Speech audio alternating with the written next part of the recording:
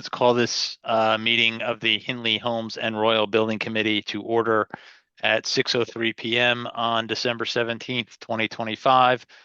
First order of business, as always, is to approve the minutes from our last meeting, which was November 19th, 2025. Can I get a motion to approve those minutes? Jameson moves. All in favor? Great. Everyone I can see is voting yes. Great. Does not look like we have any members of the public, so we'll skip public comment. Chair's report, really brief. I think this is going to be a relatively short meeting. I think most pertinent is to hear from Scott on just where things stand work-wise, mostly because I think where we're going, so everyone understands we're entering another phase as the first semester of school is coming to an end. The holiday break is starting. So a lot's going to be going on in the schools in terms of this next, I guess we're now getting into phase 3, Scott. Correct. So why don't I, if you don't mind, turn it over to you. I know you've been offline a little bit. I hope you enjoyed some time off. If you could just take us through kind of what the phase change is going to be at each of the 3 schools and what people can expect to happen during the holiday break. Yep, sure. I was off for a little bit, but of course, always with one eye on the projects. Um, Things are moving along pretty smoothly right now as far as finishing up the phase twos that we were in, whether it was a B or C two phase. Move in has started at all 3 schools. That's going rather smoothly. Um, a little bit of punch list work in those spaces during the move in, which I walked all 3 spaces today. It's not a tremendous amount of touch up to do in these areas, so I'm feeling comfortable about what we have left to do in the next week or so. They really don't take the spaces over until they come back from school in January. And then as far Also, as are the kids out of school yet, or do they still have a couple more days? they're going to be in school all the way up until the 23rd. Ouch. Yeah. So we won't start our phase 3 at all 3 schools until the 24th. Um, there'll be some moving out starting because they have a half day on the Yeah, 23rd. half days. So Yep. let's those of us who are parents wish they were full days. Sorry, Scott. I wish it was a full day off on the 23rd. But so we'll start a little bit of move out on the 23rd. On the 24th, we'll start in full swing for demoing of the phase 3 spaces. Um, as we all know, at Royal, we had some issues with the authorities having jurisdiction there, so we had to modify our phase 3 phase. So it's going to be essentially just the east side of the second floor that we'll be working in there. We are going to actually do as much demo as we can in the other 2 rooms on the west elevation, but we will not really be working in there on a full-time basis. We're going to try to do some off-hours work to keep up with what we need to do in that space, so it'll be a little bit less of a burden to us come April. And then as far as Holmes goes and Henley, those phase 3s are going to follow in order as scheduled. No real issues there. All 3 of these schools, these phases are similar to what we just finished up.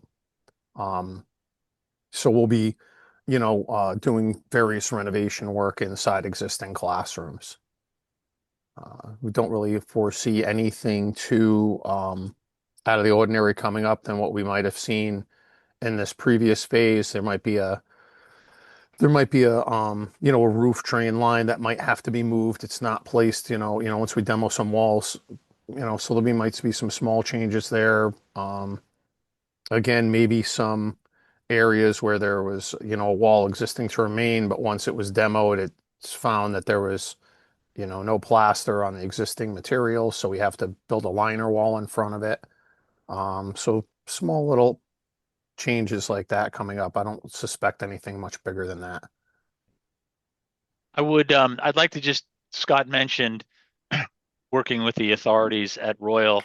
I don't recall how much detail we went into around that, but I would like to commend Scott and his team. It basically was negotiation with the fire marshals in town around the right way to um, provide fire protection in what's going to be a new hallway as part of the Phase 3 in Royal. And to Scott's credit and to Travis's and his team's credit, they went back and forth a couple different times with a couple different ideas and a couple different proposals, and ultimately came up with a solution that is cost effective and the easiest thing to implement. So rather than just kind of continuing to butt heads with the fire marshals, who were kind of immovable objects, Scott and Travis and their respective teams came up with a good workable solution. So I wanted to commend them for that on the record. Thanks, Chris. So the phase 3 work in each of the schools, I think again, the only school that really has significant, meaningful outside construction work is Royal, and that's the music wing. Maybe you could just give us a quick update on kind of how that is going at this point. Things are moving along quite well on the addition at Royal. The roofing is like 98%, I'd say, complete. We have some roof metal to do there, but the rubber, it's watertight. We landed all the mechanical equipment on the roof today. The windows are installed.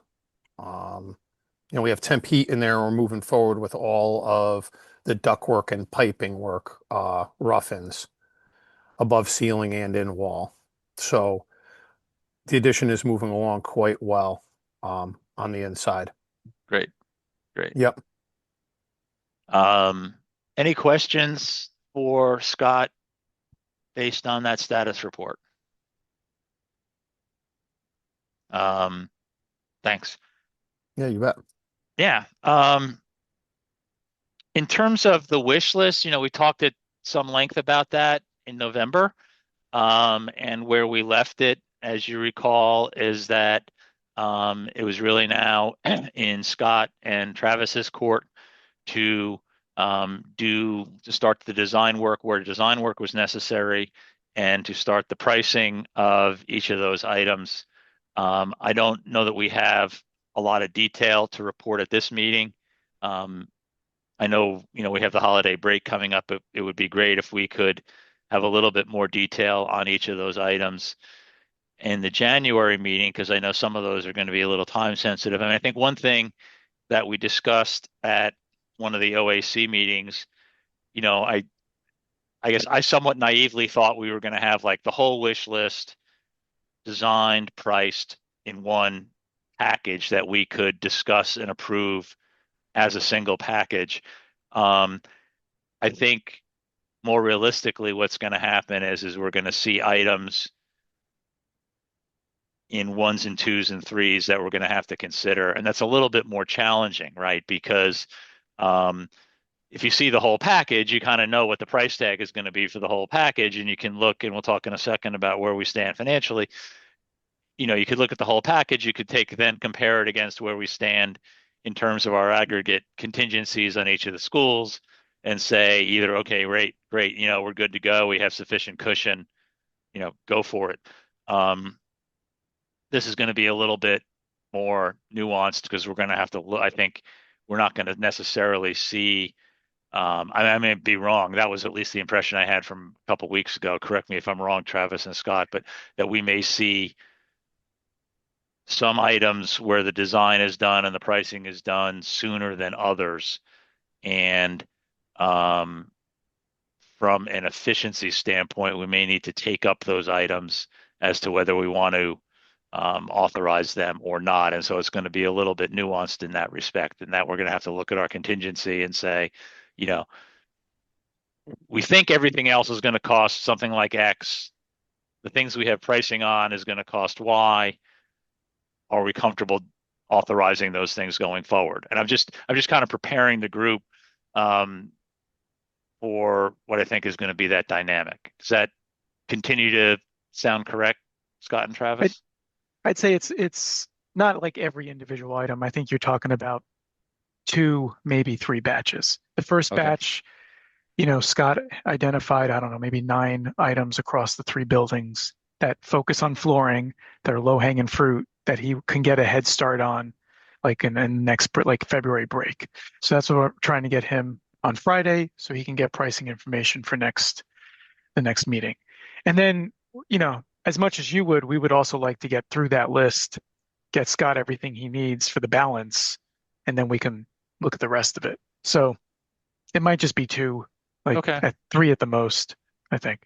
All right. I mean, I guess, I'm just we're talking about it a little bit in the abstract, so I don't want to get, I don't want to create alarm like, oh man, this is going to be, Yeah, a real calculated risk here. That's helpful input. We'll deal with it as it comes up is all I we can think do. those rough orders of magnitude that were given to you are they're going to be all in that ballpark. So I don't yeah. see this going much higher than that. Right. Okay. Just refreshes if you have that information. Um, Which the rough order of magnitude on a kind of a per school basis. I do. It was 270, 275 for Henley, 324 for Holmes, and 334 for Royal.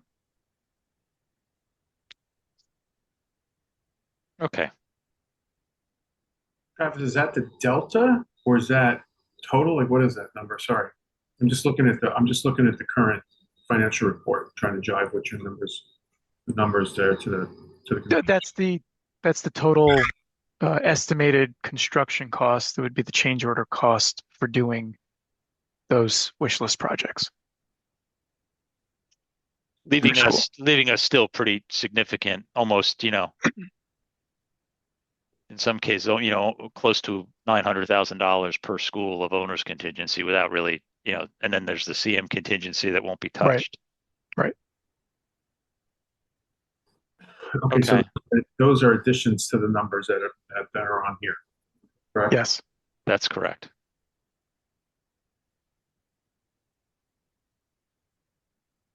Okay. Well, so then we'll stand by on that. Which is a good segue to the financial update. Again, it's pretty self-explanatory. In rough numbers, we have expended roughly 70% of our total, a little less than 70%, 69% of our total budget. And, that's about consistent with where we are in the schedule. We're entering, we will soon be entering the last half of the last year of the project. So, that's pretty encouraging in terms of where we stand. Contingencies, as we were just saying, continue to be robust. We're $1.2 million remaining at Hindley, $1.25 million at Holmes, and about $1 million at Royal. And then we'll see where the wish list falls out. And, obviously there's stuff that can come up, right? I mean, the issue we discussed a little earlier with regard to fire protection issues at Royal, we just got to deal with it at a certain point when the public authorities are like, this is what you got to do. That is what it is. But I think overall, it feels pretty good. If anybody wants to go through any particular numbers in any level of detail, please say so. Or if you have any questions with regard to where things stand on the financial summary, please go ahead. Just a quick question on the state reimbursements. Looks like we're at 5.9 million. Is that expected or actual to date? Unfortunately, I don't think that the two people who really need to be on the call, which are Kevin and Dave Cravenzola, are the guys who have the most fingertip knowledge of the state process, aren't here. What I can do is shoot them a note and have them update us on that, Rob, rather than trying to guess. Great, Chris. Thanks. Yeah, it feels like what we're expecting, but I'd love to know. So you're saying that there's what, five 5.4 million. Is that what you said reimbursement that you've gotten so far? It's about 5.9. That's on our Right. So I mean, really, if you took, if we said we were at like 70% of the project cost, if you took the 70% of the project cost times the 21% that you're, I think it's 20.7% that you're supposed to be getting reimbursed, that would be the number that you should be at. but within, so not to do some quick math, but I'm going to do it. So the 110, not all of it's eligible, right? So we get down to like an eligible number, and then there's 20% of that, right, would be state reimbursement, right? And Correct. again, if anybody knows off the top, and if not, if it's 110, what's eligible, right? Is that number 90? Is it 80? Is it 105? It, Like, is it it's most of it. It was I a think it- really, it yeah. was a really small number. I would say negligible number that wasn't eligible. Travis, if we just use 100, right? That's 20 million. Yeah, We're at sure. 6. We're expecting another 14. Just some quick math, right? Okay, that's cool. I'm thinking about the Board of Finance's next board meeting. I like to kind of give those. Yeah, let me get that. Let me get Dave and Kevin to give us some more detail on that, because I know part of it is some of the reimbursement submissions are lagging. The 3 different schools aren't being reimbursed on the same schedule, et cetera. So let me get that detail for you. That's great, Chris. Thanks. I appreciate it. Yeah, I just Sure. never, just from an overall standpoint, I just never know what's coming from Hartford, right? Where they turn on and turn off the spigot, right? So the more A money, little bit of, yeah, it's a little bit of a black hole.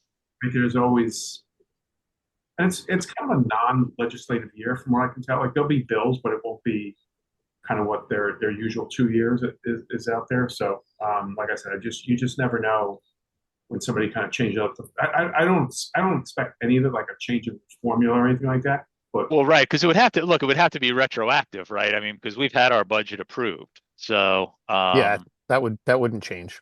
yeah, once again, I'm just trying to give the board this is where we are. This is where I think we're going to get more. And this is yep, totally understood. I will get that for you. And I'll copy you on the email to them. So if I'm asking the question incorrectly, you can correct me.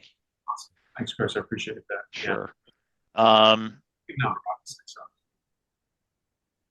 Then just, moving into the business that we have to cover, which is approval of the next round of pay apps.